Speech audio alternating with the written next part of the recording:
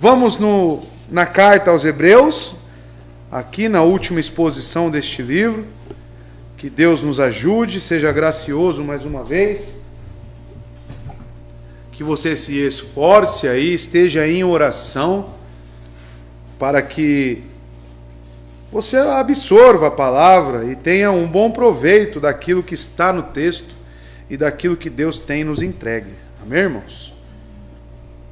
Hoje eu irei pregar aqui do capítulo 13 de Hebreus, do verso 20 ao 25, tá? Os 5 últimos versos, aonde o autor aqui ele encerra, né, as suas palavras. E ele diz o seguinte, utilizando a King James e depois passando para João Ferreira de Almeida.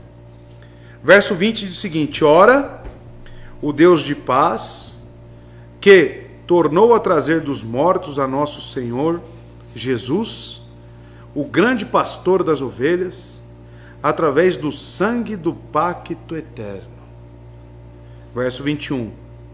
Vos aperfeiçoe em toda boa obra, para fazerdes a sua vontade, operando em vós o que aos olhos dele é agradável por Cristo Jesus, ao qual seja a glória para sempre. Amém. Verso 22. Rogo-vos, irmãos, que suporteis a palavra da exortação, porque vos escrevi uma carta em poucas palavras. Verso 23.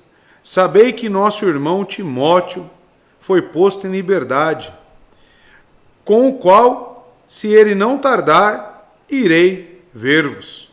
Verso 24. Saudai a todos os que vos lideram e a todos os santos. Os da Itália vos saúdam. Verso 25. A graça seja com todos vós. Amém. Vamos orar mais uma vez e vamos aqui meditar nessa porção das Escrituras. Oremos. Santo Deus e Pai, a sua palavra aqui já foi lida e agora será, Deus, explicada e aplicada em nossos corações. E Deus, sabemos o quão contrários à sua palavra nós podemos ser. Mas eu peço, pela ação graciosa do Santo Espírito, que rompe essas barreiras e nos auxilia, Deus. Nos auxilia a estarmos totalmente submissos, recebendo a palavra que vem de Ti. E assim crescemos, somos alimentados, somos nutridos em esperança, em amor, naquilo que o Santo Espírito tem nos aperfeiçoado.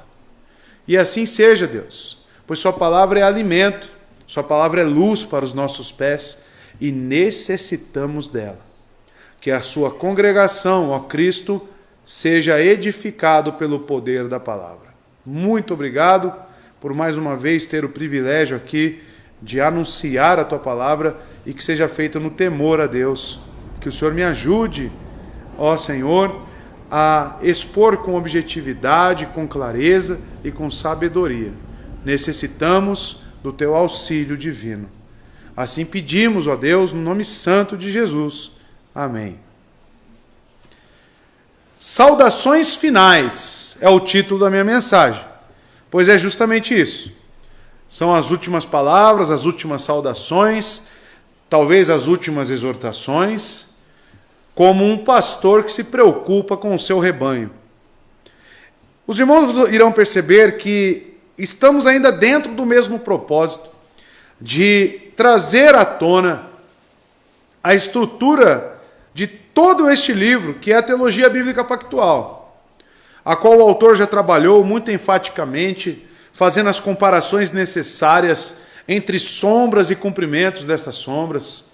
Falou de todo o sistema levítico, de todo o sistema sacrificial. Falou também das figuras a qual os judeus se apegavam, figuras como Moisés, Arão, dentre outras. E ele sempre trazendo a figura de Cristo como superior a todas elas. Isso os irmãos viram na própria exposição e na leitura deste livro. Por que ele está fazendo isso? Porque esse povo, carta aos Hebreus, esse povo está sofrendo aqui com ataques de falsos ensinos. Essa é a preocupação deste pastor. Porque muitos judeus ainda não estavam totalmente desapegados de todo o sistema da antiga aliança, da lei, dos ritos, não assim discernindo o cumprimento delas. Surgiram algumas aberrações chamadas judaizantes, a qual mesclavam o cristianismo com uma teologia de obras, aonde eu teria que assim circuncidar o meu filho, ainda me abster de certos alimentos, e assim, somente assim, eu poderia ser salvo. O que o autor de Hebreus aqui está dizendo é que não. Como Paulo trabalhou em Gálatas, e foi o livro antecedente a esse, ele disse que qualquer outro evangelho que seja pregado a vós, seja considerado anátema. Mesmo que um próprio apóstolo, mesmo que um anjo que venha dos céus, pregue um evangelho diferente, que não seja aceito. O evangelho é por graça. O evangelho é com base nos méritos de Cristo. É somente o seu sangue que nos purifica. É somente Ele, a substância do pacto da graça.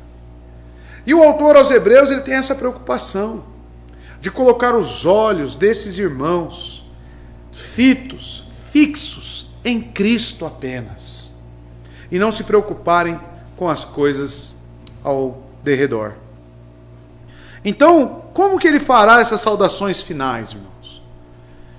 Ele irá explicar, como veremos, como o cristão é capacitado para viver por Cristo em um mundo tão perverso.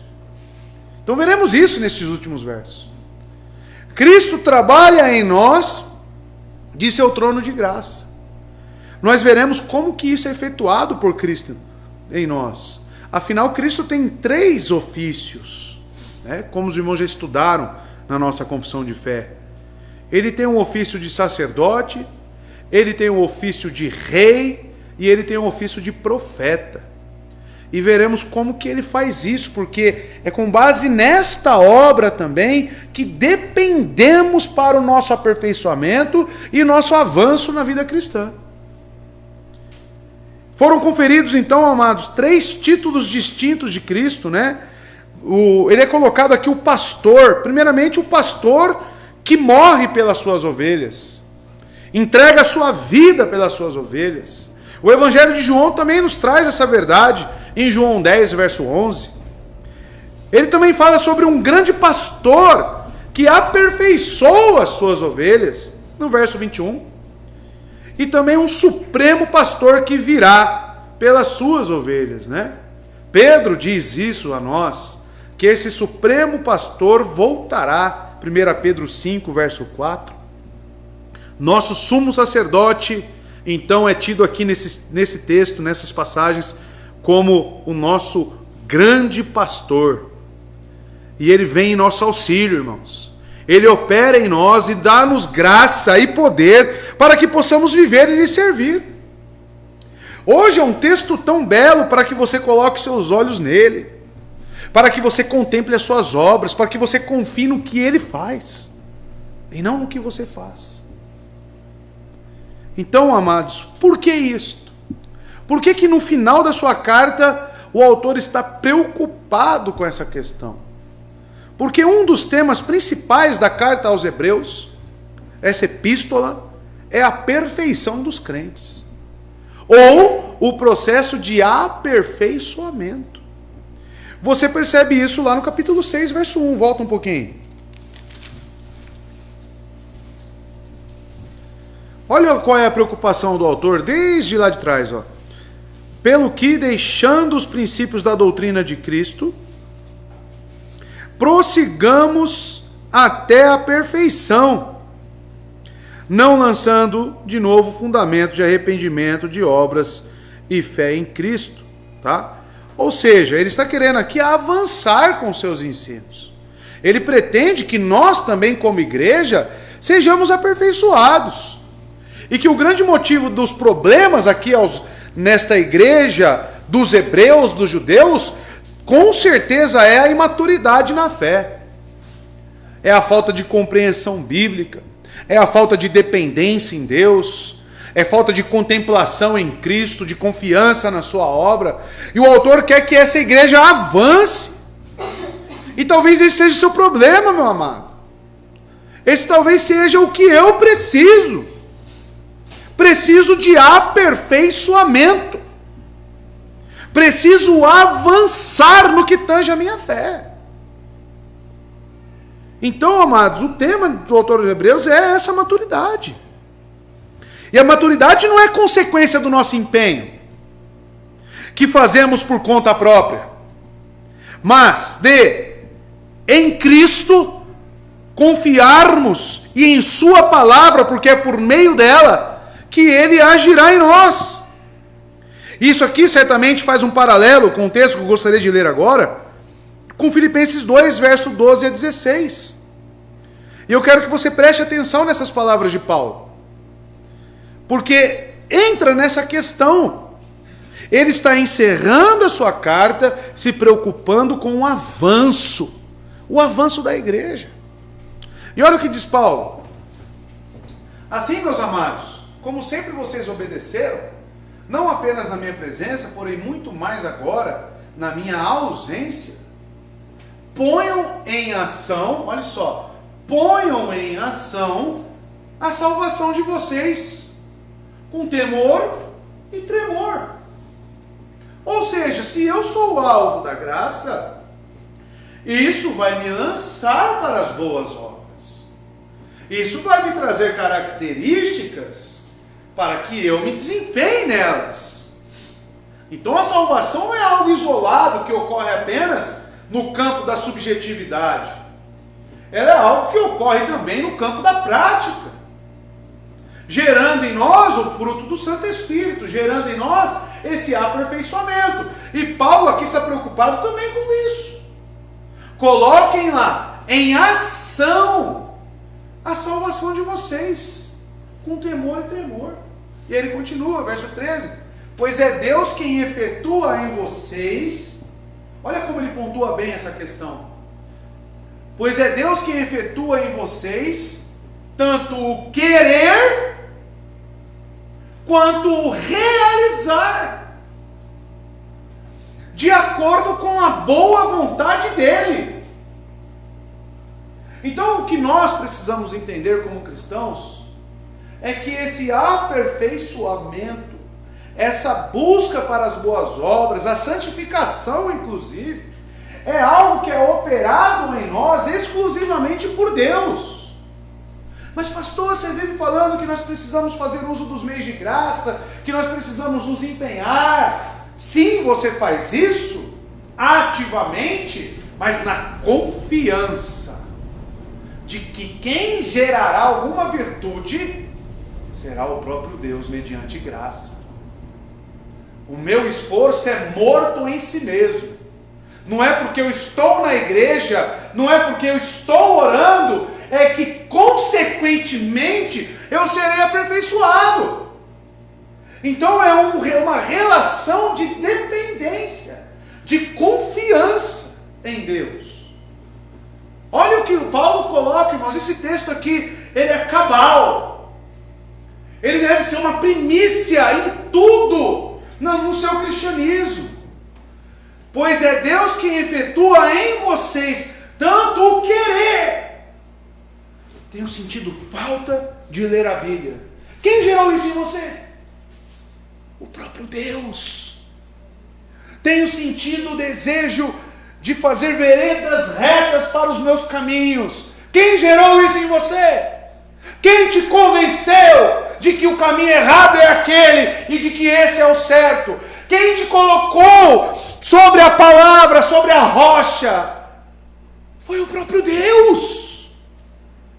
Ouviram, o Gessé postou, aquele rapaz que veio aqui também postou uma pregação do Jonas Madureira. Irmãos, nós precisamos entender. E ele diz o seguinte: quem clama por graça é aquele que já está na graça. Os ímpios, irmãos, os réprobos, eles não têm pacto algum com Deus, compromisso algum com Deus.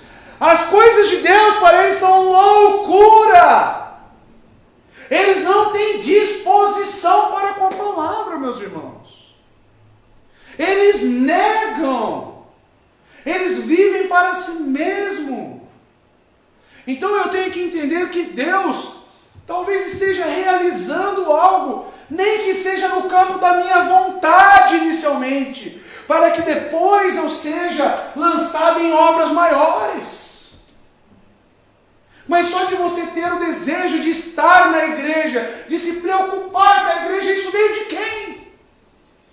Do próprio Deus. Não é você que gera isso, meu amado. De acordo com a sua boa vontade, ou seja, até esse querer, até o realizar, depende da vontade dele. E a vontade dele é o quê? Boa, perfeita e agradável e soberana. Soberana. Acontece no tempo dele. Continua o texto, verso 14. Façam tudo sem queixas nem discussões. Não se queixe. Continue a trabalhar para o Senhor. Continue a se empenhar e a se esforçar. E no verso 15, para que venham a tornar-se puros, olha lá, irrepreensíveis. Filhos de Deus, inculpáveis no meio de uma geração corrompida e depravada, no qual vocês brilham como estrelas no universo. Somos luz aqui, irmãos, desde que estejamos neste relacionamento e nessa dependência para com Deus, esperando nele, ele gerar esse querer e esse realizar em mim. Aguardando e confiando nele, que no tempo certo ele me ajudará. E ele continua o último verso, retendo firmemente, olha só o que você precisa reter, retendo firmemente a palavra da vida. O que foi que te gerou vida um dia, irmão? O Evangelho. Assim, no dia de Cristo, eu me orgulharei de não ter corrido nem me esforçado em vão ou inutilmente. Mas nós gostamos de distrações, irmãos, como vimos na pregação de domingo. Nós ficamos olhando para o lado, olhando para as coisas, e não, nós precisamos focar no que precisamos fazer. Nós precisamos reter firmemente a palavra. Aqui está a vontade de Deus para a minha vida. O Evangelho deve ser algo que eu tenho que pregar para mim mesmo. Você pregou o Evangelho para si mesmo hoje, meu irmão? Porque certamente Satanás tem lançado dardos inflamados. O que Paulo vai dizer em Efésios capítulo 6? Qual que é o nosso escudo para rebater essas flechas inflamadas, irmãos? Qual que é o nosso escudo que lança para fora essas dúvidas que nos acometem? Pregue o Evangelho para você, meu irmão. Quando bater a dúvida, será? Não, pregue, Cristo morreu naquele madeiro. A palavra é certa. Pregue, creia na palavra. Que ela fique em você. Porque certamente Satanás vai querer falar aí, você não tem gerado os bons frutos, você não é aquilo, você não é aquilo outro. Vem querer estabilizar a sua vida espiritual. Quando isso acontecer, pregue o Evangelho. Abra nas páginas de João e veja. João 3,16. Veja o que ele fez. Pregue para si mesmo. Não aceita essas palavras, não aceita essa dúvida, porque Cristo é suficiente por todos os meus pecados. E eu saio desse campo negro, nebuloso, como? Retendo firmemente, põe de novo lá, não tira não, deixa sempre aí, tá, o texto. Retendo firmemente a palavra da vida. Pregue para você mesmo. Pregue todos os dias para o seu filho. Retenha a palavra, assim buscaremos a perfeição. Assim avançaremos em maturidade, pregando para nós mesmos. Você acha que eu não sou acometido de muitas tentações quando estou em casa sozinho? Você acha que muitas coisas sugestivas vêm na minha mente? E ele entra aqui, irmãos. Ele entra na nossa mente. E como que eu vou lançar fora isso? Pregando o Evangelho para mim mesmo. Entre aquilo que você ouve, que está na sua mente, e o que está nos fatos bíblicos, inspirados pelo Espírito Santo, você crê na inspiração da Bíblia? Você crê que isso aqui é a palavra de Deus? Você crê que aqui está a vontade de Deus? Então é isso que eu fico. Eu não fico com as minhas ideias. Eu não fico com aquilo que começa a aparecer. Eu fico com o que é certo, porque aqui está a rocha. Aqui está a rocha. Que você faça isso, meu irmão. Que você retenha firmemente a palavra de Deus na sua mente. Porque você tem ouvido o Evangelho. Você veio à salvação por este Evangelho. Que você retenha isso para a sua vida. A obra expiatória de Cristo, que é perfeita e imutável. E o autor irá orar. Orar por eles. Ainda assim. Coisa que ele já começou, né? Até mesmo pedir.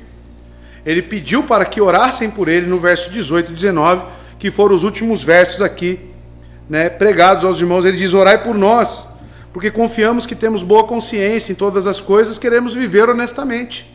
E verso 19: e rogo-vos que assim o façais, para que eu volte a estar convosco o mais breve. Tá? Ele desejava estar em comunhão com os irmãos, ele desejava estar perto dessas pessoas, assim mostrando um bom líder que ele seria, né? Um bom pastor que ele era. Agora ele oferece uma oração pelas pessoas no final, irmãos. Que oração comovente será, aqui veremos aqui. E outra coisa, como esses versos, 5 versos, como eles são ricos teologicamente, os irmãos verão. Uma linguagem, né, que abençoa, pedidos genuínos para com o povo de Deus, que basicamente irão concluir a epístola. Se compara com a beleza e a magnificência dos primeiros versículos, da introdução com o qual o autor começa a sua epístola. Estão lembrados? Que ele inicia com Cristo, e ele encerrará com Cristo também. Então, amados, o autor é um artista literário, um mestre teológico. Ele ora para que o fruto de tudo que lhe havia sido transmitido a esses irmãos agora possa gerar algo, para que eles possam crescer, para que eles possam ter substância doutrinária na prática. A carta está aqui, então, amados, com a sua natureza de exortação e prática, e será encerrada assim também. Vamos entrar nos versos em tela, agora utilizando a João Ferreira de Almeida, e que essa questão de aperfeiçoamento e maturidade esteja no seu objetivo aqui para compreender o texto, tá bom? O verso 20. Ora, o Deus de paz, que pelo sangue do concerto eterno tornou a trazer dos mortos a nosso Senhor Jesus Cristo, grande pastor das ovelhas, tá? Então a primeira coisa que o autor faz no verso 20 é, ele coloca Deus no início, ele coloca o sujeito de Deus em primeiro lugar. Ora, o Deus de paz. Ele descreve Deus como Deus de paz, e isso é muito significativo. Pois ele é aquele que cria a paz nos corações e nas vidas das pessoas. E em Cristo nós temos paz para com Deus. O autor de Hebreus disse isso. A paz vem de Deus, irmãos. O Deus de paz, então, ou seja, essa paz vem de Deus. E observe que o autor, ele não ora que a paz de Deus, mas que o Deus da paz. Ele está chamando da fonte essa paz. O Deus de paz. Deus, então, é o pacificador, que é capaz de acabar com toda desconfiança e toda divergência. Porque uma pessoa sem paz, primeiro, ela não tem paz consigo mesmo. As suas ideias o acusam. A sua mente está perturbada. As suas ideias não estão no local. Então a pessoa não tem paz consigo mesmo. E externamente também existe a questão da falta da paz. Um lar sem paz é um lar em guerra. É um lar em conflitos. Uma igreja sem paz, que não tenha buscado a paz, ela permanecerá em conflito também. Mas quando ele diz o Deus de paz, ele direciona a nossa atenção aonde obter esta paz. É Deus quem dá o dom da paz, irmãos, ao seu povo, e para que eles, por sua vez, sejam capazes de fazer ou ter paz entre si. Estão lembrados da exortação do capítulo 12, verso 14? Segue a paz para com todos os homens e a santidade, né, ou a santificação. Aonde que eu conseguirei essa paz? Somente se você estiver em paz para com Deus. Somente se você tiver recebido dele isso. E como que eu tenho paz, irmãos? Crendo no Filho, crendo no Evangelho, crendo em Deus. Amados, Ele dá o dom da paz. Cristo é o príncipe da paz, como diz Isaías. Então, amados, Deus é a fonte desta paz. E isso está onde? Aonde que eu obtenho esta paz? Aonde que eu consigo ter contato com Deus? Qual foi o meio que Ele me ofereceu para que eu me sinta em paz? Para que as coisas sejam reorganizadas, reordenadas aqui. Ele me deu sua palavra. Aqui está Deus, irmãos, para nós. Isso aqui não é a revelação de Deus? Não é assim que chamamos a Bíblia? É a revelação de Deus. Então, se você quer obter paz, repito, pregue o Evangelho para si mesmo. Pregue o Evangelho. Pastor, já estou anos na igreja. Pastor, já tenho uma caminhada cristã e mesmo assim ainda preciso de algo. Pregue o Evangelho para si mesmo, meu irmão. Retenha isso. Isso aqui é suficiente para a sua vida, meu irmão. É daqui que vai gerar alguma coisa no seu coração. É aqui que você vai obter resultado, meu irmão. Na palavra. E ele continua dizendo: ora, o Deus de paz. E aí algumas versões vão trocar a ordem, né, dessa questão, que pelo sangue do concerto eterno. Outras versões estão no final, essa questão do pacto, né? Outras estão aqui seguidas. Ora, o Deus de paz. A João Ferreira de Almeida e a NVI coloca na ordem que eu estou lendo aos irmãos. Mas não vai tirar o sentido do verso de maneira alguma. Mas vamos pegar esse trecho agora. Ora, o Deus de paz. Então ele mira em Deus. O sujeito da paz é Deus. E agora ele diz que pelo sangue do concerto eterno. É um substantivo e um adjetivo. Tá? Ele fala de um concerto que vem da palavra diateque, que significa testamento, vontade, acordo, pacto. Este é o substantivo. Porém, esse substantivo é acompanhado de um adjetivo. Que tipo de pacto é este? Ele diz que é um pacto eterno, do grego aionios, que significa sem começo e nem fim. Aquilo que sempre tem sido e sempre será. O início, aquele que permanece, tá? Então não tem início, não tem nem fim. É aquele que é perpétuo. O pacto que ele está querendo se referir aqui, que é firmado pelo sangue, é um pacto eterno. É um pacto que antes, porque nós temos início.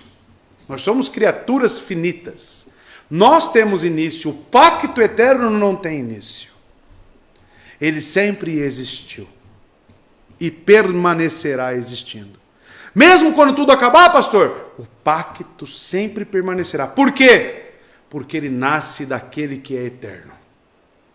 E tudo que Deus faz, ele faz para com os eleitos, visando a eternidade. Então, amados, pelo sangue da aliança eterna, é a palavra. E por meio dos profetas Isaías e Jeremias, e também Ezequiel e tantos outros, Zacarias também, Deus anuncia a intenção de estabelecer uma aliança eterna com seu povo. E aqui eu gostaria de trabalhar um pouco de teologia bíblica pactual com os irmãos. Por quê? Esse pacto eterno, ele é firmado no sangue de Cristo. Ele é realmente instituído, veja, no sangue de Cristo. Quando falamos que o pacto da graça não estava instituído, não estava realmente inaugurado na antiga aliança, é justamente porque o que firmou, o que assinou este pacto, o que colocou ele em vigência, foi o sangue, como diz o texto. E este sangue só veio na nova aliança. Ou seja, a igreja propriamente dita, que foi comprada pelo sangue, a minha vida, a sua vida, a vida de todos aqueles que viveram no Antigo Testamento, eles foram comprados efetivamente quando Cristo morreu naquela cruz. Quando ele foi a propiciação pelos pecados. Até lá Deus exerceu a sua longanimidade, aguardando e prometendo a vinda do Messias. Mas olha para o texto. O que firma este pacto? O sangue. Isso que é a substância do pacto da graça, o sangue de Cristo, tá? E nós temos exemplos claros dessa questão. Por exemplo, Jeremias 31, verso 31 a 34, nós temos o pacto prometido. Eu quero que vocês firmem nessa diferença. Olha a promessa do pacto, né? Então, chegando os dias, declara o Senhor, quando farei uma nova aliança, veja, uma nova aliança, com a comunidade de Israel e com a comunidade de Judá. Não será como a aliança que fiz com seus antepassados. Olha que tem uma diferença, não será como essas alianças. Quando os tomei pela mão para tirá-los do Egito. Por quê? Porque era um pacto condicional. Era um pacto que poderia ser quebrado, né? Porque quebraram a minha aliança, apesar de eu ser o Senhor deles, diz o Senhor. Esta é a aliança que farei com a comunidade de Israel depois daqueles dias, declara o Senhor, 2 pontos. Então qual será a nova aliança? Agora ele diz, porei a minha lei no íntimo deles, e as escreverei nos seus corações. Serei o Deus deles e eles serão o meu povo, tá? Ninguém mais ensinará seu próximo, nem o seu irmão, dizendo, conheça o Senhor. Porque todos eles me conhecerão, desde o menor até o maior, diz o Senhor. Porque eu lhes perdoarei a maldade, que não me lembrarei mais dos seus pecados. E eu pergunto, como que podemos obter perdão? Somente com derramamento de sangue. Somente com algo que propicie a Deus. E nós sabemos que, então, o pacto está firmado neste perdão, que está totalmente atrelado no que diz o evangelista Mateus, capítulo 26, 27 e 28, palavras do próprio Cristo. E observe o que ele diz. Em seguida ele tomou o cálice, a última ceia com os discípulos, deu graças e ofereceu aos seus discípulos, dizendo, bebam dele todos vocês. Isto é o meu sangue da aliança, que é derramado em favor de muitos, para o quê? Perdão de pecados. O que cumpriu aquelas promessas então? O sacrifício de Cristo.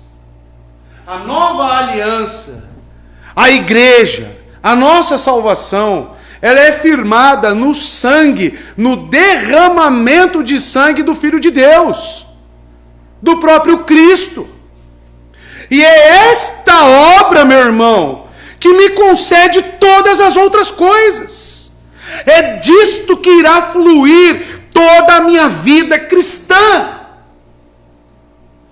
O derramamento de sangue não é o seu. Não é o seu derramamento de suor, meu irmão, que vai determinar a sua salvação. Não é o derramamento das suas lágrimas que irá efetuar a sua salvação. O que firma o pacto da graça, a igreja, a sua vida espiritual, é o sangue de Cristo. Em nome de Jesus, meu irmão, olhe para Cristo. É o sangue dele que te representa. Em Apocalipse tem aquela imagem dos eleitos de Deus, e lá diz que as suas vestes estavam com sangue, nos revestindo de sangue. Porque Deus nos olha através das lentes do sangue de Cristo. É isso. Não é estar numa igreja reformada, meu irmão. Não é pensar apenas nas doutrinas da graça. Não é olhar para Cristo.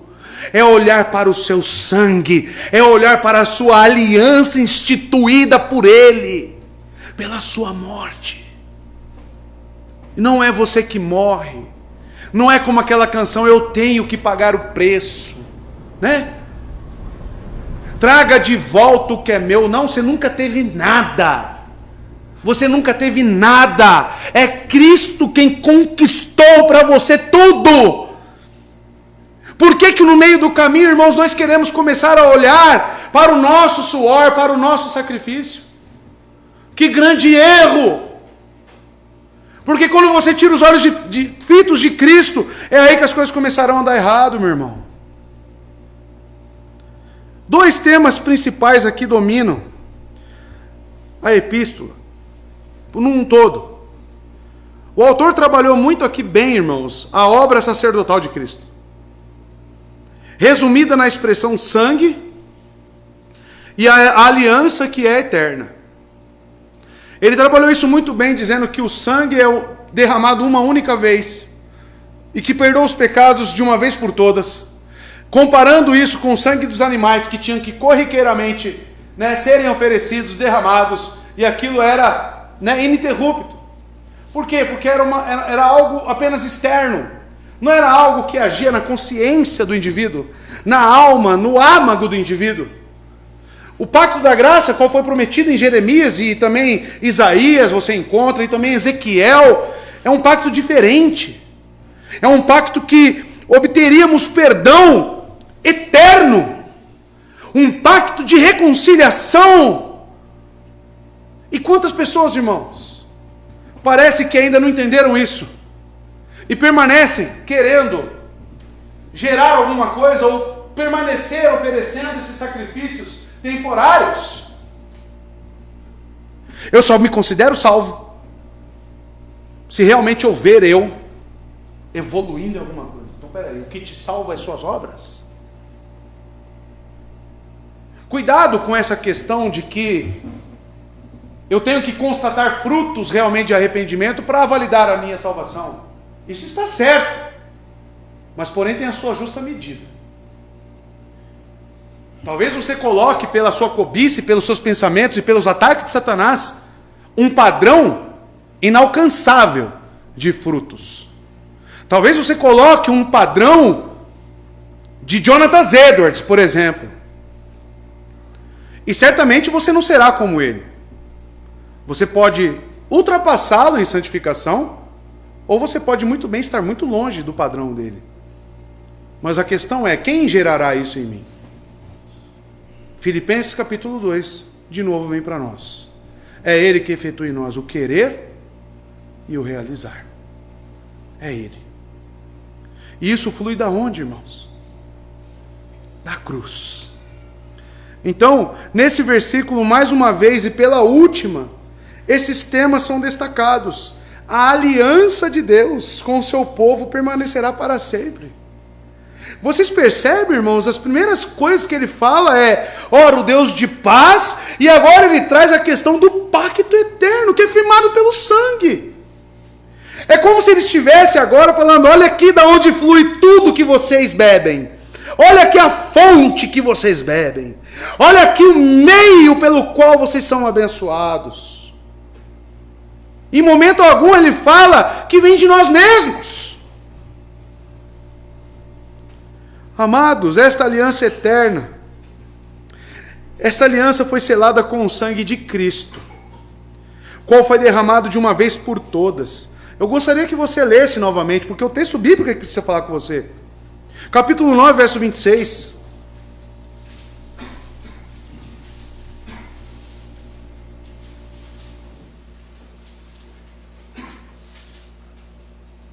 Diz o seguinte, de outra forma, antes necessário fora que ele frequentemente sofresse desde a fundação do mundo, mas agora, na consumação dos séculos, uma vez por todas se manifestou para o quê? Aniquilar o pecado. Como? Pelo sacrifício de si mesmo. Não é o seu sacrifício. Não é as suas boas obras que te salvam, meu querido.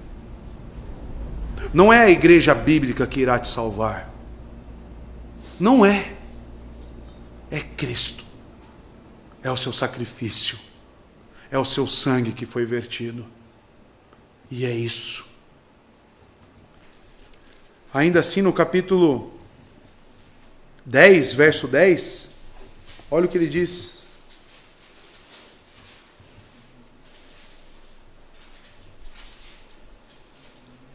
Que você preste atenção nisso, nessas palavras.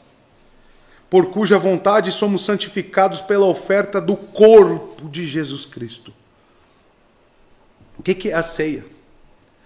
O que é a ceia? O pão representa o que? O corpo que foi esmagado, entregue por nós, as feridas dele que nos curam, e o sangue vertido está lá.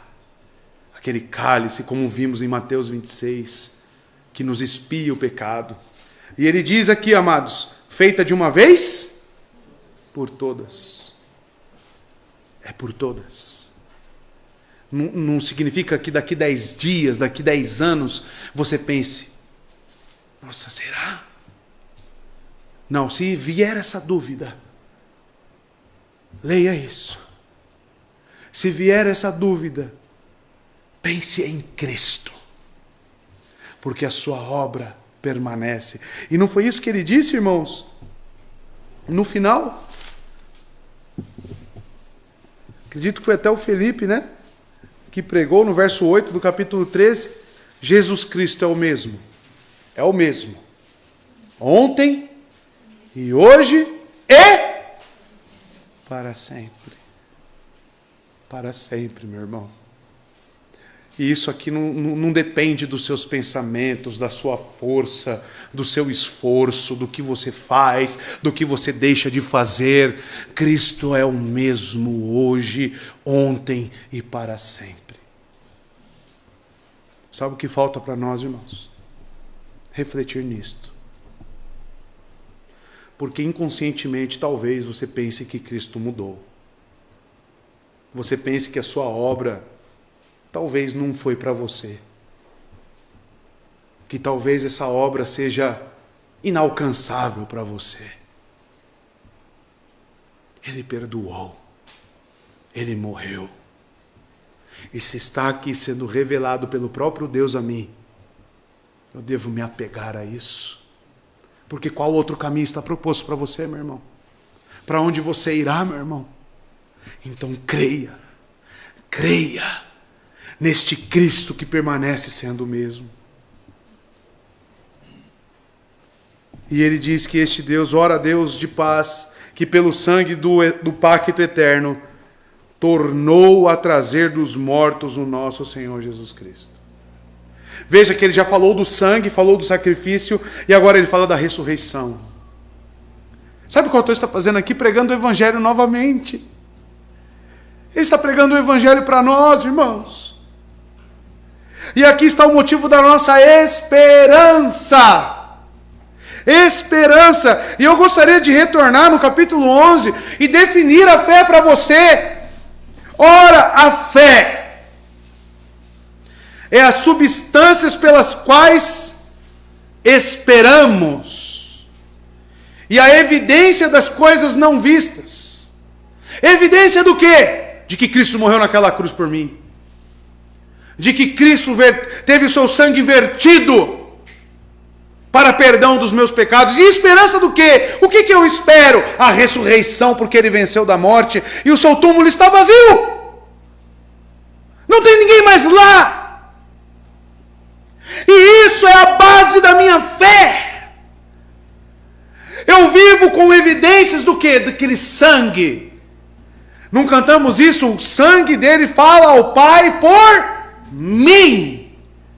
Essa é a evidência. O sangue de Cristo fala ao Pai por mim. E como eu penso no futuro? Eu me preocupo pelo que eu vou fazer, como é que vai ser o trabalho, o que eu vou vestir, o que eu vou comer. Não, o meu amanhã está nas mãos do meu Deus, de Cristo. Porque eu sei que eternamente eu serei encontrado nele. Com base em que ele ressurgiu dos mortos. E Deus me revela isso. Amados, Deus trouxe Jesus de volta dos mortos, diz o texto. A doutrina da ressurreição de Jesus é fundamental para a fé cristã. E talvez você perdeu isso um pouco de foco. Porque um dos requerimentos para ter o ofício de apóstolo naquela época era ser uma testemunha do quê? Da ressurreição. Por isso que ele apareceu para os 12. Por isso que ele apareceu para Paulo, que foi apóstolo também depois. De que forma? Ressurreto. Em sua pregação, testificando e escrevendo aos apóstolos, proclamavam a ressurreição de Jesus. A morte e o sangue de Cristo, irmãos, sem a ressurreição, não nos serviria de nada. É desta obra completa que nós temos o nosso coração alimentado. A nossa gratidão é da obra completa, meu irmão. E você percebe, você leu isso esses dias, em 1 Coríntios 15. E eu gostaria de ler dos versos 12 em diante, até o verso 21, para que você entenda a obra completa do Evangelho, a obra de Cristo. Veja, ora, se está sendo pregado que Cristo ressuscitou dentre os mortos, e essa era a mensagem dos apóstolos, essa era a mensagem de Paulo, ele disse que pregou o Evangelho a eles, como alguns de vocês estão dizendo que não existe ressurreição de mortos? Como? Paulo pergunta. Se eu estou pregando que existe, e vocês estão dizendo que não existe. Ele continua. Se não há ressurreição dos mortos, nem Cristo ressuscitou. E se Cristo não ressuscitou, olha lá, é inútil a nossa pregação, como também é inútil a fé que vocês têm. Continua. Mais que isso, seremos considerados falsas testemunhas de Deus. Pois contra ele testemunhamos que ressuscitou a Cristo dentre os mortos. Então ele estaria pregando uma mentira. Seria uma pregação contra Deus. Mas se de fato os mortos não ressuscitam, ele também não ressuscitou a Cristo. De novo ele bate nessa tecla. Pois se os mortos não ressuscitam, nem mesmo Cristo ressuscitou. 17. E se Cristo não ressuscitou, de novo, inútil é a fé que vocês têm. E ainda estão, olha lá, em seus pecados. Em seus pecados. Neste caso também, os que dormiram em Cristo estão perdidos. Estão perdidos. Se é somente para esta vida que temos esperança em Cristo, somos de todos os homens os mais dignos de compaixão, os mais miseráveis. Mas de fato Cristo ressuscitou dentre os mortos, sendo ele as primícias entre aqueles que dormiram. Visto que a morte veio por meio de um só homem, também a ressurreição dos mortos veio por meio de um só homem. O homem que veio à morte é Adão, quebrando um dos pactos com Deus, colocando todos nós em uma desgraça tremenda, de morte, de dor, de sofrimento. Mas este segundo Adão, também pela sua morte e pelo seu cumprimento, que é o oposto, pelo descumprimento de um, veio o pecado e a morte, e pelo cumprimento voluntário e obediência de outro, veio a vida. E que vida é esta? Vida eterna. Porque ele venceu a morte. Ele foi morto como preço pelo pecado. Ele foi esmagado por Deus, mas ressurgiu, nos provando assim que a nossa fé não é em vão. De que cremos que somos perdoados, e não só isso, seremos encontrados nele. A morte Ó morte, diz Paulo, onde está o seu aguilhão, diz no final deste capítulo.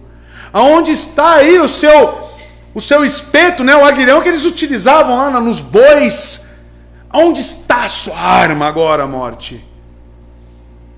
Minha sogra falou para mim esses dias, antigamente você ficava doente, que eu tive aura lá na casa dela, você tinha medo de morrer, antigamente.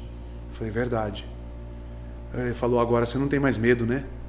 Eu falei, aonde está o aguilhão da morte para aqueles que estão em Cristo Jesus? Aonde está? Fui num velório hoje. Aquilo que eu vi no caixão é apenas uma casca. A grande questão é, foi encontrado nele? Está com ele ou não? Não se trata, amados, disso que vemos apenas. Se trata daquilo que esperamos e aguardamos em Cristo.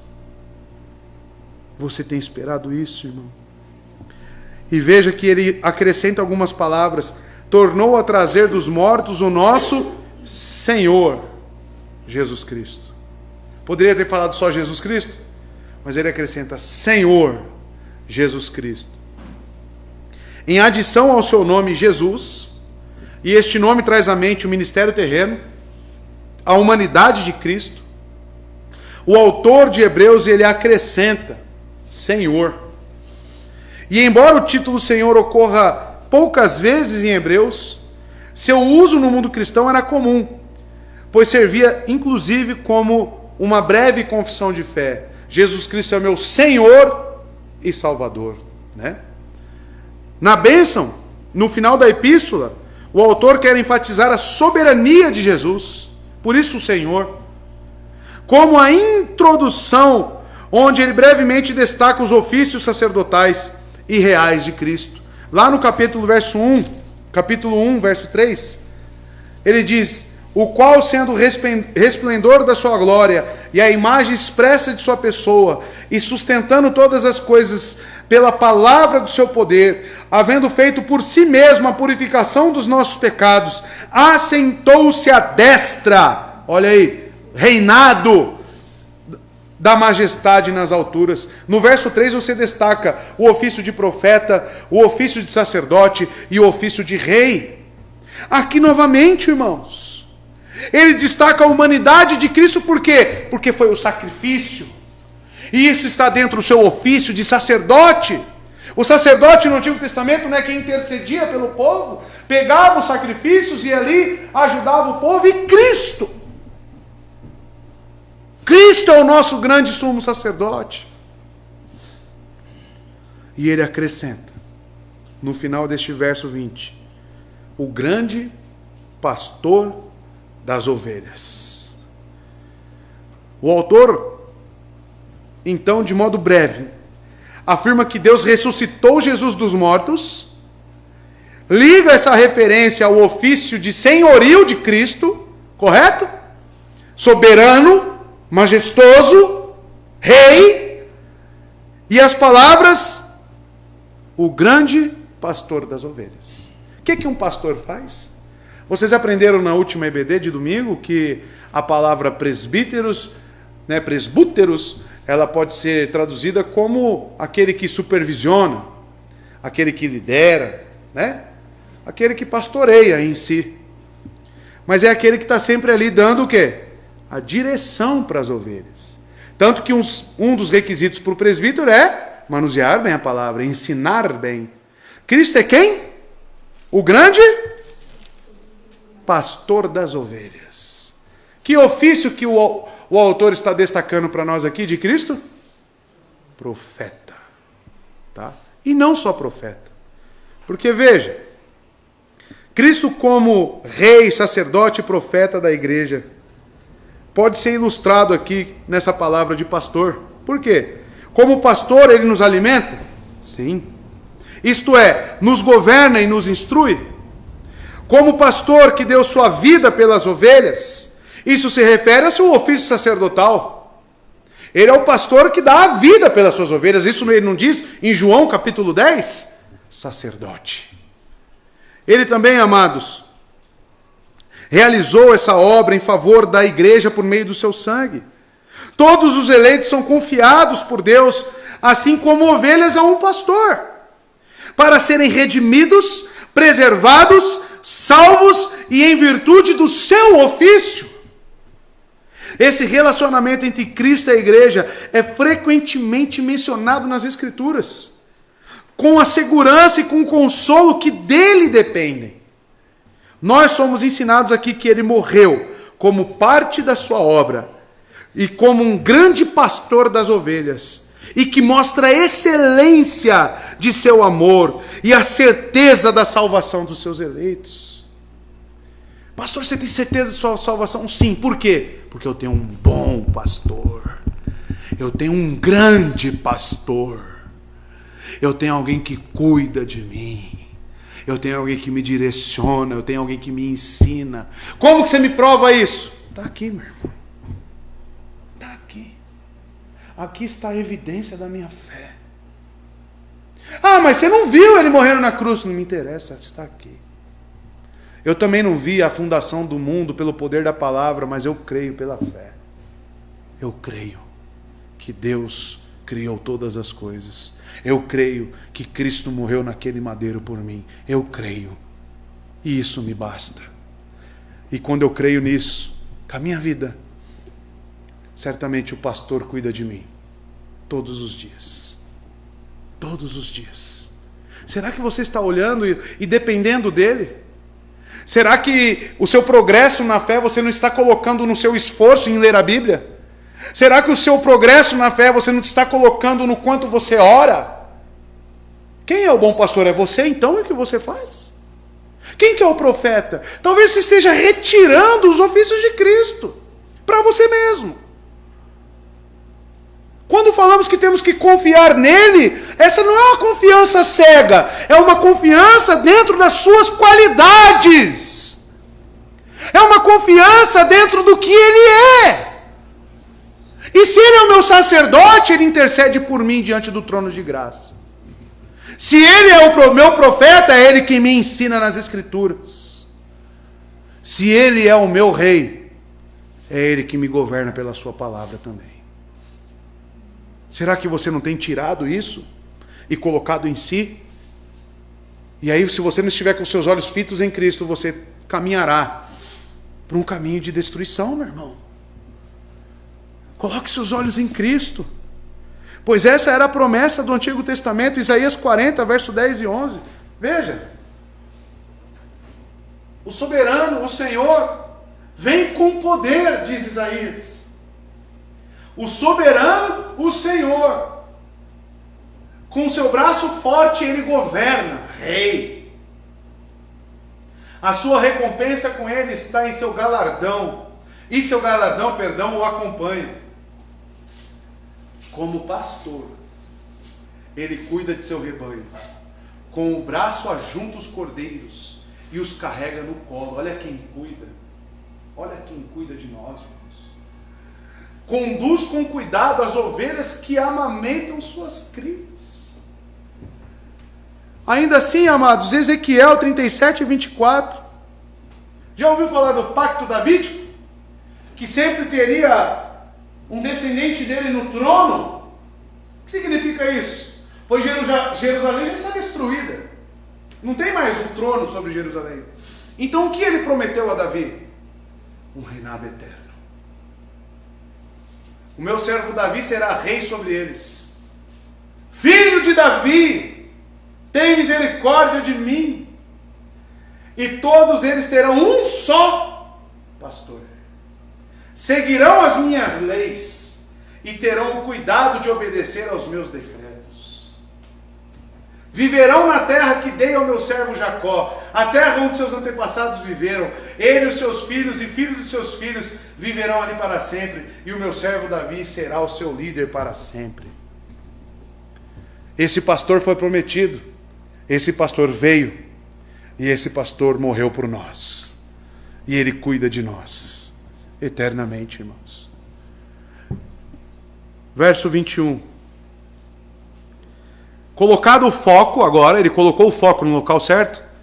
Recapitulando, ora, o Deus de paz, Deus, o autor de todo o plano da redenção, pelo sangue do seu pacto eterno, o sangue vem de Cristo, ceia do Senhor, tornou a trazer dos mortos o nosso Senhor, Rei, tá? Que governa, soberano, Jesus Cristo, humanidade, logo o sangue vertido, ressurreição, tornou a trazer dos mortos esse, que morreu, e agora o grande pastor das ovelhas.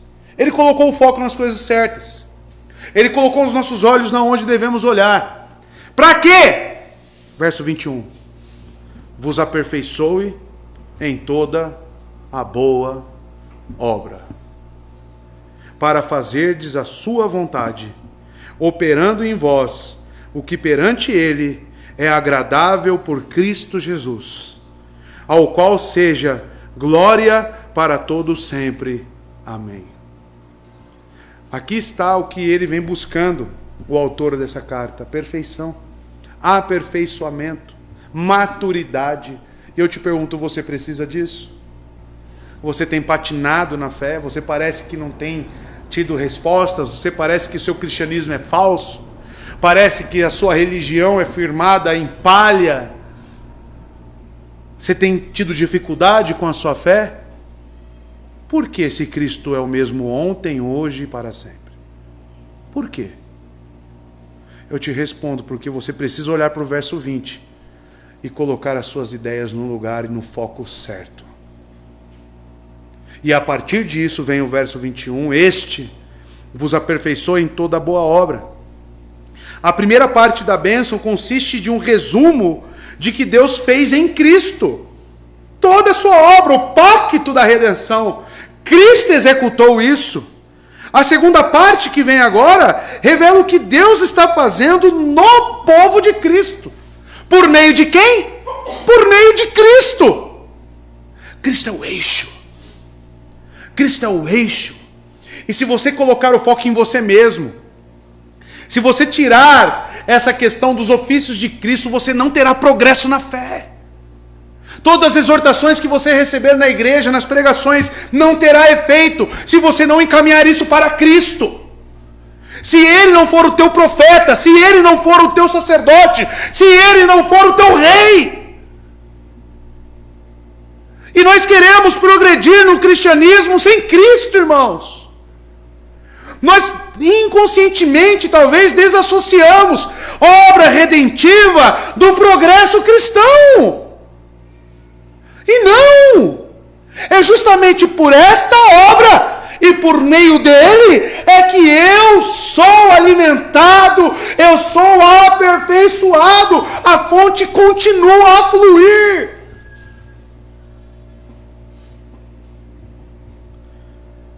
O verbo aqui, irmãos, aperfeiçoe, vem do grego katartizo, e tem um sentido de capacitar.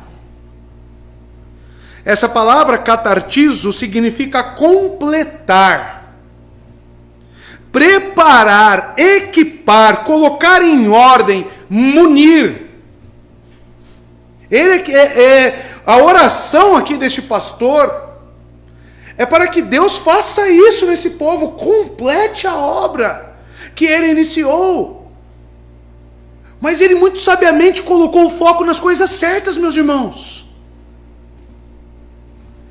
E o verbo aqui, ele está numa classificação gramatical, não sei se os irmãos já teve alguma oportunidade, mas está no optativo. Talvez seja uma classificação diferente, você nunca tenha visto. Está no aoristo tempo deste verbo. E a voz está na voz ativa. Então ele está pedindo para que Deus haja em favor desse povo, correto? Ora, o Deus de paz, que ressuscitou o Cristo dos mortos, pelo sangue do pacto, ele coloca. Agora ele diz, o grande pastor das ovelhas vos aperfeiçoe em toda boa obra. Então, amados, o optativo é usado no grego para exprimir desejo. E por que está no optativo aqui? Eu assimilo de duas formas. Primeiro, porque é um desejo do orante. aquele que está orando, o pastor, quem escreveu a carta, ele está orando em favor do povo. O desejo dele, então, o optativo, exprime um desejo, tá? É que o povo seja aperfeiçoado. Ao mesmo tempo, a ação é de Deus. E nós sabemos que Deus é soberano. E que Ele fará certamente essa obra de aperfeiçoamento, porque aquele que iniciou a boa obra é fiel e justo para terminá-la, para acabá-la. Só que o texto fala, quando? Pedro, por exemplo, quando negou a Cristo, ali ele não era salvo? Ou o problema estava no seu aperfeiçoamento e maturidade na fé? Essa é a questão. Talvez você esteja assimilando a sua fé imperfeita com não salvação. Talvez você esteja querendo forçar Deus em te aperfeiçoar em um tempo que não é o tempo dele. Mas o fato é que você olha para a cruz, olha para Cristo, e realmente você crê no Evangelho. Como Pedro que disse, para onde iremos, Jesus, em João 6, antes mesmo da negação. Minutos depois, Cristo o repreenderia, apartai-vos de mim, Satanás. Logo depois dessa linda declaração, para onde iremos, Jesus? Se só tu tens palavras de vida eterna. Ou seja, a disposição de Pedro em querer estar junto com o seu rei, junto com o seu profeta, junto com o seu sacerdote. E olha que ele ainda nem assimilava a questão da ressurreição, muito menos da morte de Cristo. Sabe por que isso, irmãos? Para nos tirar todo o orgulho, toda a autojustiça, todo o senso. Talvez você esteja pedindo um aperfeiçoamento na fé para você arrotar santidade. Para você falar, olha como o meu jardim é mais limpo do que o seu. E não é isso. Porque veremos que aperfeiçoar-nos na boa obra, o complemento que vem no seguinte aqui é para fazeres a sua vontade e não a nossa. As boas obras têm um propósito. E não é saciar o seu ego. As boas obras para fazer a vontade de Deus. Deus fortalece o homem, aperfeiçoa o homem, de maneira que as deficiências sejam superadas. E isso é um processo, é um progresso natural, conforme o tempo de Deus. Pode ser que eu permaneça imaturo durante quase toda a minha vida cristã. Mas no final ele venha, agora é a hora. Não sei. Eu sei que Deus é soberano. Eu sei que Ele irá me aperfeiçoar, mas quando? E essa falta de aperfeiçoamento não pode retirar de você aquilo que você olha em Cristo. A sua confiança, a sua contemplação em Cristo. Então, amados, Ele nos supre com todas as coisas boas, de maneira que possamos ser capazes de fazer o quê? A sua vontade. O texto é claro, irmãos. Vos aperfeiçoe em toda boa obra. Olha a oração aqui do autor. Que este Deus, em Cristo, vos aperfeiçoe em toda boa obra, para fazerdes a sua vontade. Como que eu sei que eu estou crescendo em boas obras? Sendo que a minha disposição é cada vez maior para obedecer a Cristo. Aquele que me ama é aquele que guarda os meus mandamentos. Aquele que me ama é aquele que me obedece. O sinal de aperfeiçoamento é a sua disposição para fazer a vontade de Deus. E talvez não seja algo externo apenas. Então você tem que ver qual que é a sua disposição para com a palavra. E eu vejo que os irmãos têm essa disposição, senão nem aqui estariam. Nem aqui estariam. Por que eu vou entrar numa igreja onde fala sobre as minhas obrigações de membros como crente, que me exorta constantemente na palavra, sendo que eu não tenho uma disposição para querer avançar nisto? Seria incoerente. Eu acreditaria nisto se você abandonasse aqui e fosse para qualquer outra igreja que não buscasse ou pregasse essa questão do seu aperfeiçoamento. Aí sim. Mas não, você continua. Você tem desejos para estar cada vez mais perto de Cristo. Você fica inconformado com o pecado. Por quê? Porque a palavra te fala que você está errado. E quem gerou esse querer em você, meu irmão? Isso são obras que nós não podemos gerar, irmãos. Porque até mesmo os fariseus faziam isso, mas eles queriam para ter uma motivação externa apenas. Não para ter uma proximidade com Cristo. Não olhando para Ele. Não colocando na conta de Cristo, na confiança de Cristo. Então, ou seja, irmãos, todo aperfeiçoamento deve servir para seguirmos a Cristo. Lembra o segue-me de Pedro? Realizarmos sua obra. E o que Cristo falou ali para ele no final do capítulo 21? Falou sobre o que ele sofreria em prol do Evangelho, pelo apostolado, seguir a Cristo, ouvir a sua palavra, fazer a vontade dele, não a nossa. Aquele que quiser ser o meu discípulo, negue a si mesmo. Então é a palavra dele, ser aperfeiçoado é você morrer cada dia mais para si mesmo e se entregar a Ele. Querer ouvir mais dele. É falar, o Senhor é o meu profeta, me ensine, me forge. Operando em vós o que perante Ele é agradável por Cristo, Jesus.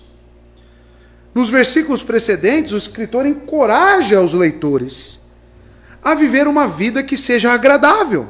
Estão lembrados, por exemplo, lá no capítulo 11, versos 5 e 6? Heróis da fé, quando ele cita, por exemplo, Enoque, né? Pela fé, Enoque foi trasladado para não ver a morte, e não foi achado porque Deus o trasladara, porque antes de sua trasladação ele tinha testemunho de que agradara a Deus.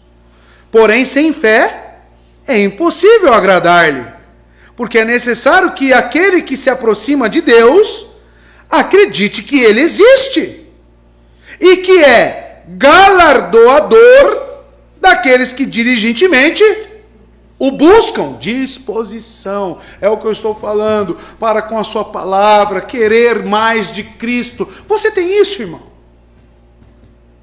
Você tem isso? Eu não estou falando da sua insuficiência. Eu não estou falando das suas debilidades. Eu não estou falando dos seus pecados, porque quem irá tratá-los é o próprio Cristo. Eu estou falando que seu coração queima pelo Evangelho.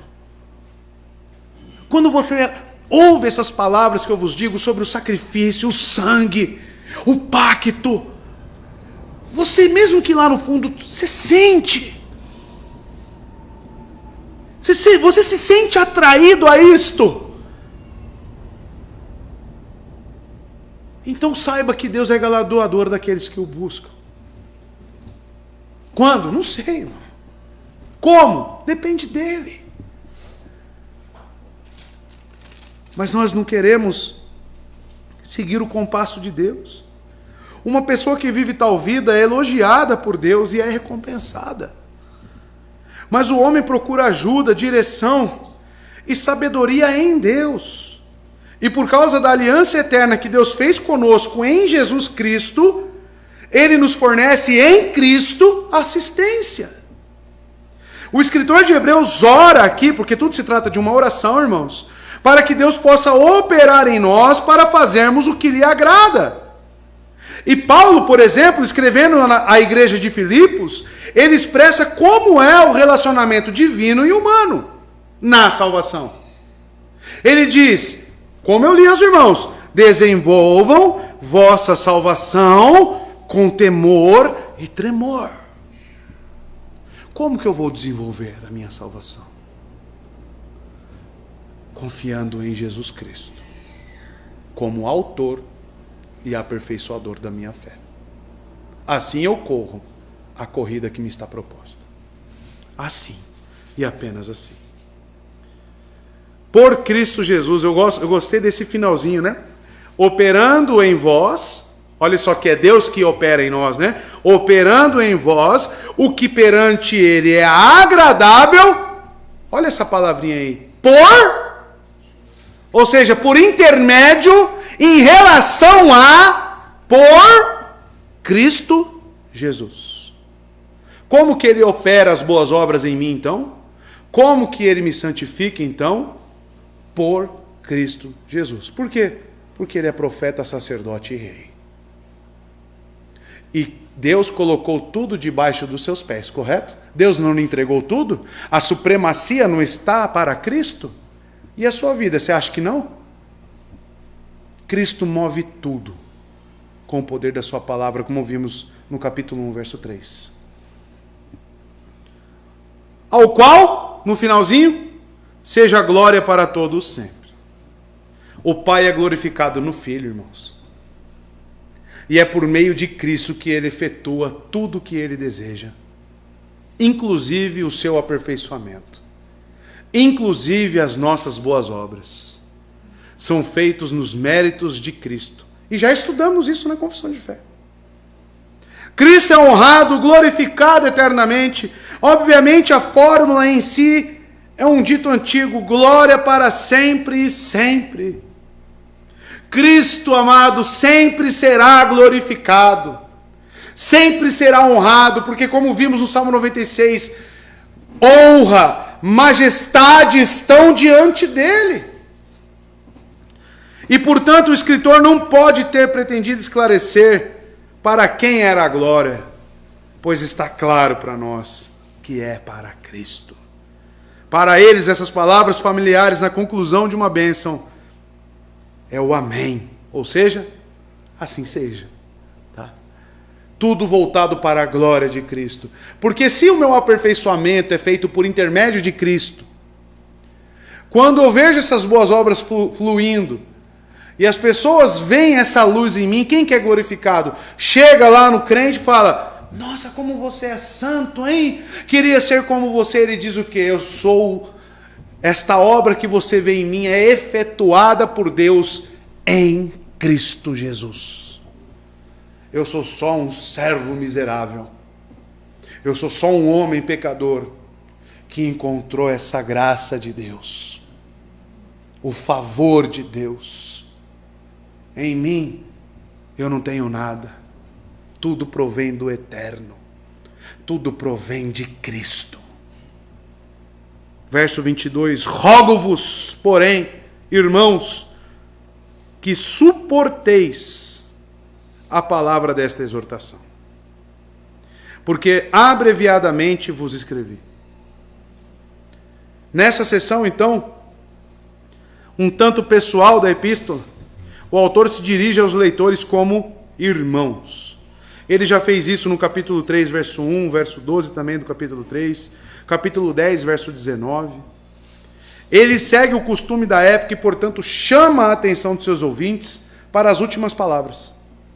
A palavra rogo-vos vem do grego parakaleo e significa chamar, convocar, dirigir-se a eles, falar a, apelar para. Ele está aqui com um tom de apelo. Rogo-vos. Ele está chamando a atenção. E que pode ser feito por meio de uma exortação, solicitação, conforto.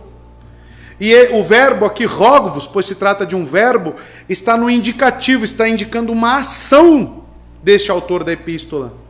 Está no presente e na voz ativa. Então, realmente, ele está agindo aqui a chamar a atenção para as últimas palavras. E quais são elas? Que suporteis a palavra desta exortação. Ele diz pela segunda vez, porque já vimos no 13 e 19, ele usando a mesma palavra, e rogo-vos.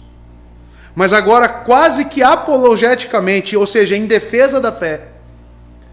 Quando explica o que ele quer que os leitores façam, ele diz: suportem a minha palavra de exortação. O que ele quer dizer com esse suporte? Ele, na verdade, diz aos seus leitores para aguentarem a palavra de exortação. Ou, em termos menos coloquiais, ele está pedindo que ouçam cuidadosamente ao que ele tem a dizer. Ou seja, não duvidem, não descartem, mas recebam. Como? Em Cristo. Em Cristo. Isso é o que eu falo aos irmãos aqui. As palavras deste autor é para nós, irmãos. Suportem. Recebam de bom grado. Pare de jogar para fora a palavra de Deus, mas apanhe-as e guarde-as. É assim, meu irmão, que Cristo irá te ensinar. É assim que o profeta ensina seu povo, é na igreja. Aí vem os meios de graça. É Ele quem efetua em nós. Se ao entrar na igreja, você já tem que estar com o pensamento: Senhor Jesus, efetue em mim o aperfeiçoamento. Que eu receba as palavras daquele pastor e ele me comunique os teus ensinos, para que eu seja cada vez mais aperfeiçoado. Agora entra na igreja já pensando: ai, tem que ouvir esse pastor. Ah, não, eu não queria. Como que Cristo você está deixando de lado? Pensar que uma pregação, amados, bíblica, é como uma chuva em meio à seca. E você sai lá, você já não tem mais água para sua família, e começa a chover, o que você vai fazer? Em meio à seca? Pegar o quanto de bacia você tiver em casa, o quanto de balde você tiver, e vai começar a colocar para captar o máximo de água possível. Pregação é isso. Não é para você ficar mexendo no cabelo, não é para você ficar olhando para a unha do pé, não é para você ficar dormindo. Não! O profeta está ensinando, não eu, Cristo. Porque ele nos ensina na sua palavra, mediante o Espírito. Ele não diz: eu irei para o Pai, mas eu habitarei em vós, eu estarei com vós. É assim que ele ensina. Quando você rejeita a palavra, você está deixando de ser ensinado pelo próprio Cristo. E o autor diz: suportem, recebam com atenção, com cuidado, capitem tudo, recebam de coração. Isso é ouvir com atenção e obediência à palavra de Deus. Estou aqui pregando, irmãos, e eu estou reparando na reação dos irmãos. E é nítido quem está ali, com os baldes numa seca e uma chuva que vem uma vez por ano. É nítido. Tem pessoas, você já deve ter visto, que fica assim, né? E fica, tipo, não vê a hora de acabar. Já viu isso na igreja? Essa pessoa quer ser ensinada por Cristo. Essa pessoa talvez seja o profeta dela mesma. E não é assim que Cristo faz. Ao ler a sua Bíblia na sua casa, você tem que ter um encontro com o profeta. Me ensine, Senhor Jesus. Me ensine. Porque eu sei que essas palavras são palavras de vida. É algo precioso. Não é qualquer tipo de leitura. E ele diz no final, irmãos: porque abreviadamente eu vos escrevi. Aquilo que demorou para nós aqui 1 ano e 3 meses, postei hoje lá no Facebook lá. Foram em média 70 sermões nesta carta. Juntados com a de João, deu... É que eu só contei os meus, né? O Gessé pregou, o Fábio pregou, o Felipe pregou. Deu em média 100 sermões. Em 1 ano e 5 meses. Em João. Olha quantas vezes o profeta nos reuniu aqui para ensinar. Sem contar Gênesis. Em média, 170 sermões. Em 1 ano aí e 5 meses. 170 sermões. Quantos que você veio para a igreja com a disposição, debaixo de oração, pedindo que o seu profeta te ensine, que o seu Salvador haja em você? Quantos? Quantos você faltou? Quantos você deixou de lado? Não é a mim. O prejudicado é você, meu irmão. Porque eu digo que um sedento por Cristo, ele não perde uma oportunidade de ser ensinado por ele. Vocês lembram lá a conversão de João, de André? O que eles falaram? Onde você vai dormir? Onde você vai ficar? Onde você está se abrigando? Nós iremos lá também. E passou a noite inteira com ele. Quantos que conheceram a Cristo? Não vai embora, fique aqui. Queremos mais e mais e mais. E na eternidade você fará o quê, meu irmão? Será um deleite de Cristo eterno, descobrindo e conhecendo Ele, que é inesgotável. Inesgotável. Mas você já começa a beber dessa fonte aqui, meu irmão. Em aperfeiçoamento, em boas obras, em Cristo, por intermédio dEle. Verso 23. O autor então considera que são breves as palavras. E realmente é. 13 capítulos, numa sentada você lê tudo. Realmente é. E o verso 23 diz: sabei que já está solto o irmão Timóteo, com o qual, se vier depressa, vos verei. Então, praticamente no verso 22, ele meio que encerra as suas exortações, e aqui ele oferece uma notícia para esse povo.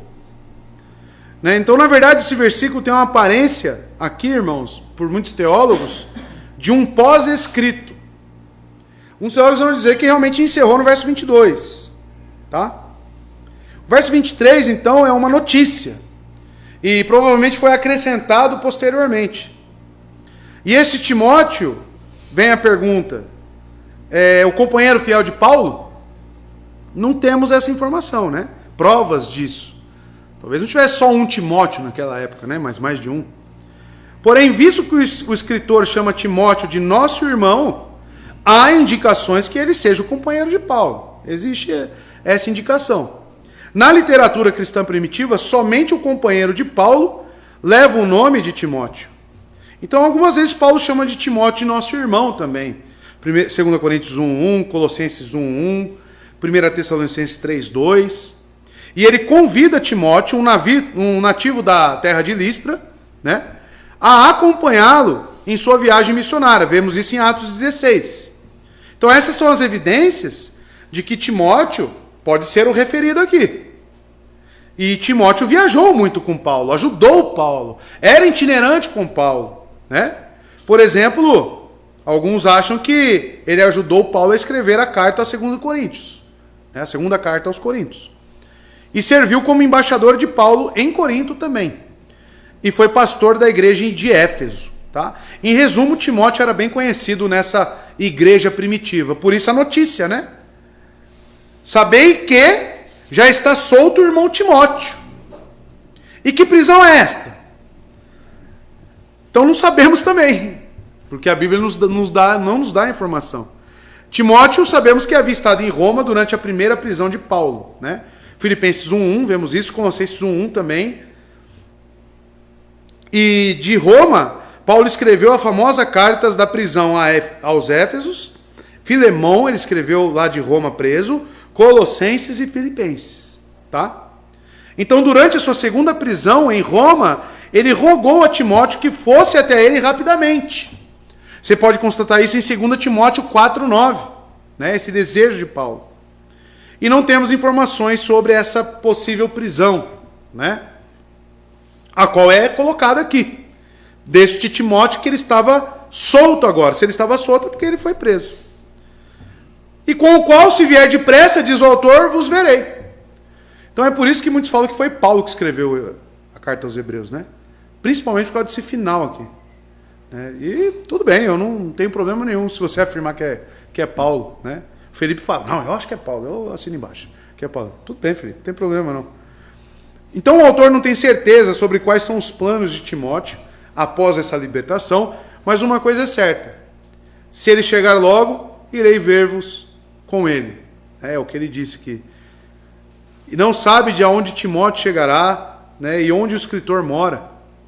Ainda permanece uma questão aberta. Se o autor precisava de um apoio moral de Timóteo, né, ou a mesmo logístico, alguma coisa estava atrelada a esse encontro com Timóteo para que ele pudesse ir até essa igreja aqui referida.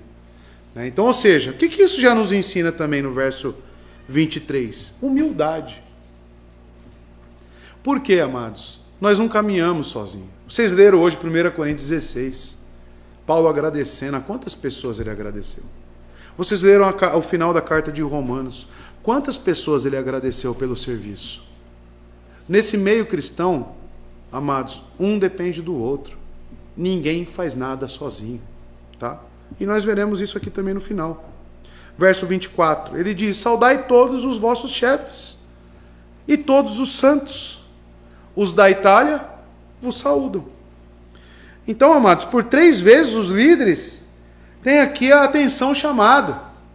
Vem sobre aquilo que também aprendemos na confissão de fé, que devemos honrar nossos líderes. Devemos lembrar deles que estão pregando o Evangelho. E são instrumentos do profeta Cristo para nos ensinar. Então, saudai a todos os vossos líderes e todos os santos também, que vos edificam na fé, aí nessa troca de igreja, nesse amor, carregando os fardos uns dos outros. Agora eles recebem saudações, irmãos. E ele diz que os da Itália os saúdam. Então a expressão pode significar, primeiro, que o autor escreve de Roma. É muito provável isso. E um grupo de cristãos que vivem fora da Itália, né? Ele escreve a um grupo que vive fora da Itália. Ele inclui seus amigos italianos em Roma nessas saudações a este grupo aqui, né, os hebreus.